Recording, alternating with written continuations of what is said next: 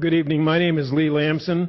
I reside at 2412 Southeast Bordeaux Court, Port St. Lucie, Florida, 20-year resident of St. Lucie County.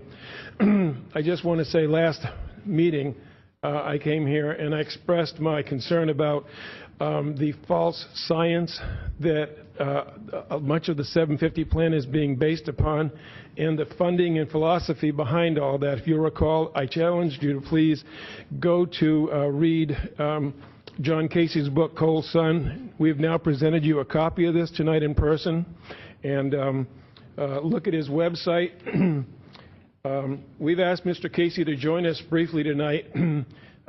He's just going to say a few words, and let me just read you a little bit about his credentials. But I also want to encourage you or ask you if you would please consider to invite him back to make his full presentation to this council at a private session, not a public session, at a future date, similar to what the Sands lady did tonight, maybe, somehow, okay? I would ask you to consider this. But Mr. Casey is a former White House Space Program advisor, consultant to NASA headquarters, and space shuttle engineer. He is one of America's most successful climate change researchers and climate prediction experts.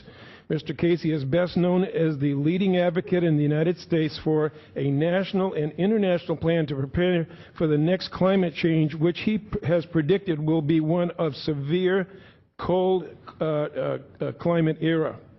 He also is the editor of the Global Climate Status Report and author of the internationally acclaimed book, Coal Sun. Mr. Casey is currently president of the climate research company, Space and Science Research Corporation in Orlando.